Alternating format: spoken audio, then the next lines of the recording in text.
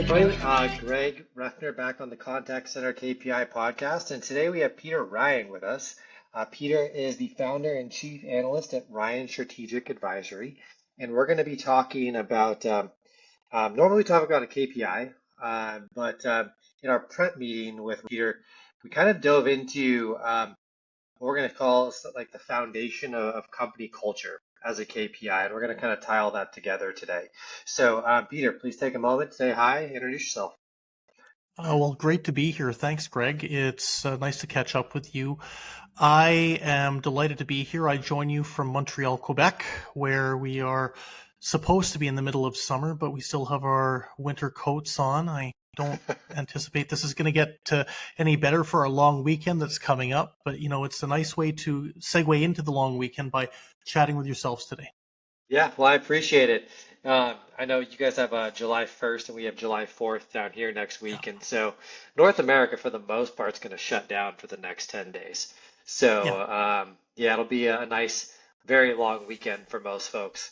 Um, so before we kind of dive into our actual topic, Peter, I always like to just make sure that our guests give us a little bit of context as who they are, how they ended up where they are, their background a little bit, just so our listeners have a basis of understanding as to why they should listen to Peter. Like, why should they take your advice? And anytime you can kind of give us the synopsis of your resume, it's always a good place to start. So, kind of give us a little bit of, what's Peter's life been like? Wow, it's a very loaded question, Greg. Thank you very much for that. Yeah. I'll do my best to to fulfill as much as I possibly can. So I've been in the contact center space as an advisor now for over 20 years. I started in 2003 working in London, migrated back to Canada, have worked with a couple of different agencies, and in 2016 decided to throw caution to the wind, started my own advisory firm, independent advisory firm, and have really enjoyed the experience so far. We specialize in working with contact center technology firms, with contact center outsourcing firms, or CX services firms, as they like to be called currently. And we also do some work with economic development agencies in different parts of the world to help them promote their own CX services and CX tech space. Nice. Okay. So, first off, congratulations on starting your own company. I know that's always a bit of Thanks. a scary thing to do, right? Um, throwing caution to the wind, I think, is putting it lightly. So it definitely takes a leap of faith and trust in yourself. Um, so, I mean, even within the past, let's call it like 8 years, you know, technology in the contact center has just evolved, right? We've seen work from home transition. We've seen AI, and I think we agreed that there's, it's kind of reached it's at the pinnacle of the hype cycle in AI. But Yeah. all of that kind of plays a role in company culture. So let's dive into setting the foundation for company culture. Why pick that topic to kind of lean into today? Well, I was speaking at an event about a month ago in Manchester in the UK, and it was to buyers of contact center technology and contact center services. And I was talking about what we interpreted as some of the key buying requirements that the enterprise CX procurement department might have. Now, one of the things that struck me was on the list of different elements that we were discussing, or at least that I was discussing, one seemed to be missing based on feedback from the audience, and that was company culture. And what really hit home for me was the fact that as I got into it with the audience and tried to delve a little bit more deeper, it was interesting because it was a Q&A session and they were supposed to be asking me questions. I ended up asking them questions, and it was all about company culture. Why is it important? What are they looking for when it comes to company culture in terms of aligning the BPO partner with their own culture? What does a good company culture entail? What does a bad company culture entail? And what struck me was the extent to which so many individuals in that room from the buy side were saying, if your company culture is not positive, if it's not warm, if it's not inclusive, and if it's not individualized, then it's going to be very hard for them as the buying side of the CX element to work with an outsourcer. So, Okay. So I do not disagree with you, Peter. Um, how do you how do you put like an objective data point or objective measurement around a warm and fuzzy feeling around company culture? Like I guess that's why like I get it. Everybody's yes, company culture matters. Yes, we have to Mhm. focus on this. But like how do you objectively measure that? I don't know if it's something that you actually can measure. I don't know if it's something that you can put a data point against, Greg. What I think happens, and this is interesting because since that meeting took place, I've spoken to a lot of friends in the outsourcing community and talked to them about this topic, and they're getting the same sense as well. I think the way it can be measured, if you can call it measured, is by the fact that a lot of times it's a gut feel. What are the initial interactions like between a prospective buyer and an outsourcer? When the buyer goes to visit the outsourcer's sites, what's the sense of feeling that they get walking around the floor? What's the atmosphere like? What's the ergonomics like? What is the dynamic like between the agents and each other, the agents and the supervisors, etc.? And one of the things that hits home quite quickly is the extent to which a lot of these different elements really count when making a decision on which company to work with. If you don't have a good feeling from your point of contact, the individual that you'll be liaising with at the outsourcer, if you don't have a good sense about what their facilities are like, if you don't have a good sense about how well kept they are, how modern they are, how warm they are, then it's going to be very hard for a buyer to say, yeah, that's the BPO operator, that's the CX services player I want to work with. That's fair. I mean, so let's say we can come to agreement that there's maybe not an objective way, right? A lot of it is subjective. Um, where do you even see you're walking around the floor, um, and you're feeling like, hey, I like this company, but there's something off here, right? I'm getting not a warm and fuzzy, just a warm. Maybe I'm missing the fuzzy. Mm-hmm. Um, how do you tell a company like, hey, this needs to be fixed, and before I can do business with you? And then part two to that is like, how do you even begin to fix that? Where do you start? Well, for point number one, I think you just have to tell them. I think Be blunt. you've got to ask them about if there's a hole, if there's a hole that needs a bridge to get rid of that chasm, then you've got to ask, have I misinterpreted something, or is something wrong? Am I getting the right sense of things? That's number one. Yeah. I mean, I think number two, how do you fix it? Well, my big view on anything is once you find a problem, it's probably relatively straightforward to find a fix for it. It's like anything, identifying the problem is probably the biggest part of realizing that there's an issue that needs to be fixed. Once you've got that problem identified, being able to find a solution should be relatively straightforward.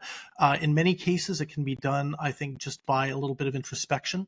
Other cases might require some third-party intervention, and that shouldn't be taken off the table. There's a lot of individuals in our space that actually do identify company culture gaps. They identify problems, and they also provide solutions in terms of what can be done. So let's get tactical here. What are a couple things that you can do to impact company culture? If you identify that, hey, this needs to be fixed. You mentioned it's relatively simple. Like for our listeners, what are two things that I can do to start moving the needle? And maybe you have some examples from companies you've worked with in the past. Well, there's a couple of things right off the top. I think if you want to get an idea about how a company culture is sitting at any point in an organization, you actually have to go and talk to the people who are working there. You've got to go out and you've got to solicit their opinions. And I'm not talking about some bland, generic survey monkey initiative that you send to everybody and all the results are going to go into a black hole. I think a better way is to organize what I like to call focus groups. And I'm a big believer in qualitative research. Put together 3 or 4 focus groups within an organization. Talk to them about what they're feeling. What makes them want to get up and come to work in the morning? What puts the pit in their stomach the night before they've got to come to work in the morning or on Sunday night? Figure out what's going right for them at work. Figure out what they need to be further empowered. Figure out what's what are the key investments that need to be made in the near, medium, long term by their own interpretation. And I think that'll give you a good sense about where things are at in terms of the company culture. If I was to answer the second part of your question, Greg, it would be, I think, after you've been able to solicit the feedback from the employee base, and as I mentioned, focus groups is one way of doing it. It's not the only way. But once the information has been fed back, once the views have been fed back to the upper management, it's as simple as just acting on it. And I think this is where a lot of organizations make a mistake. They spend a lot of time collecting a lot of very valuable information, and then they just sit on it. It gets stale. And by the time they decide they actually have to do something, it's far too late. And company culture is dynamic in 2024, and it's going to continue to be dynamic. And we've got to realize that the shelf life of a group of employees' views are not going to sit very well. They're going to get stale. They're going to go moldy. And so I think just being able to pick the ball up and run with it and make it go and demonstrate very quickly that you've listened to the employees and make some significant changes in the very near term will do a lot to try and buck up the views of people and really, I think, instill that level of positivity that every organization needs. It's interesting that we're talking about this because I was reading, I got to a chapter in this book that I'm reading, and it was talking about how to get feedback from your employees. I was reading it this morning, and it was talking about how all these companies will throw out like a Survey Monkey or Google form, and they try to make it anonymous and all this stuff, Mhm. and then it just goes into the black hole. And Yeah. so what this book was kind of arguing or recommending was that before you push out the survey, you tell the employees the date that the survey is going to go out, the date that the results are going to be presented to the entire employee base. You provide a date for when action will begin taking place on the results of the survey.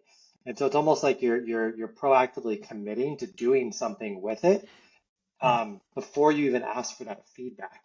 And I was like, I've never been at a company that has actually done that before, right? It's always like, hey, fill Hmm. out this survey, and then you're like, great, like I can probably write whatever I want in here because no one's going to actually read it. Yeah. But I thought that was an interesting approach to collecting feedback from employees.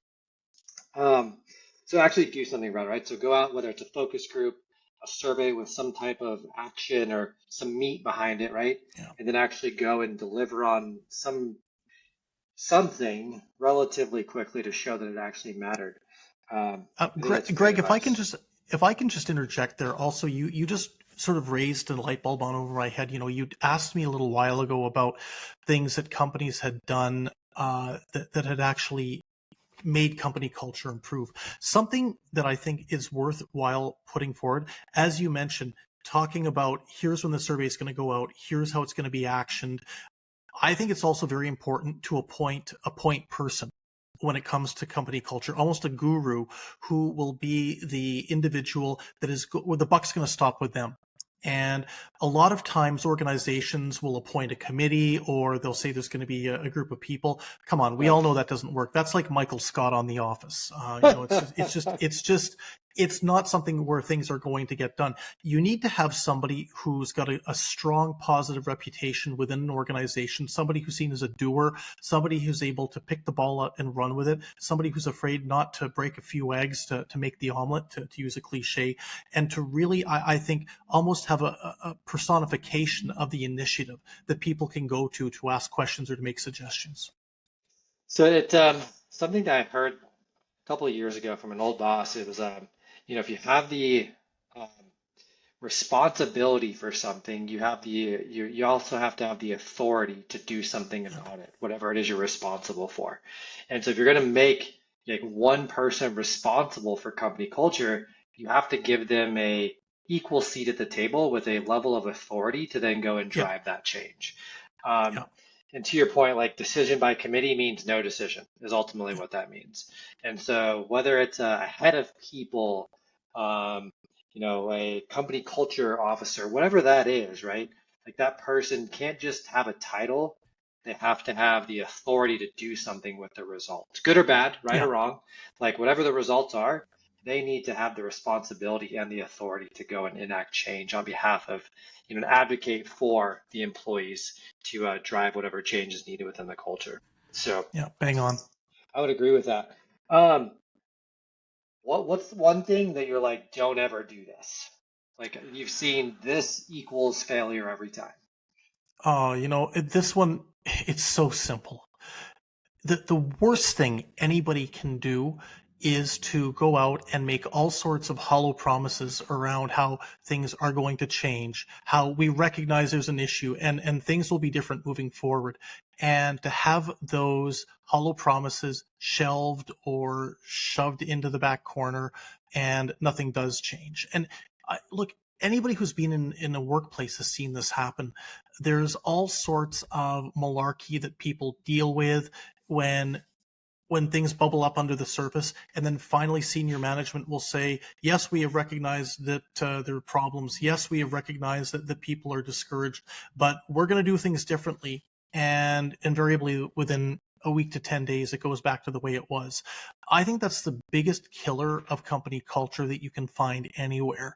And again, it comes down to the fact that you've got to have a group of people at the executive level that are willing just to make the changes that are needed, that are willing to take established norms and throw them out, to say we're not going to keep doing things the way we've always done them. And I think really to be on the side of the employees. Yeah, so it's funny when you start talking about like, you know, actually doing something, right? Like empty promises. I just think every politician that ever lived, basically, I just don't be a politician. Yeah. And actually do what you say you're gonna do. Um, yeah, I agree with that 100%. And even if I've found in my short professional career, Peter, that even if like the decision, maybe you don't agree with it, the fact that they're doing something that they say Mm, they're going to do in of itself means something, right? As opposed to just yeah. like no action, like, hey, I don't Yeah. agree with them, but at least they're doing what they said they were going to do, so I can trust, I can get behind that, right? Yeah. Well, Um, I mean, look, one of the top 10, one of those great top 10 lists that was going around a few years ago was the top 10 leadership lessons of Tony Soprano, based on quotes from that TV show. And one of them was, a bad decision is better than no decisions. yeah, 100%. Yep.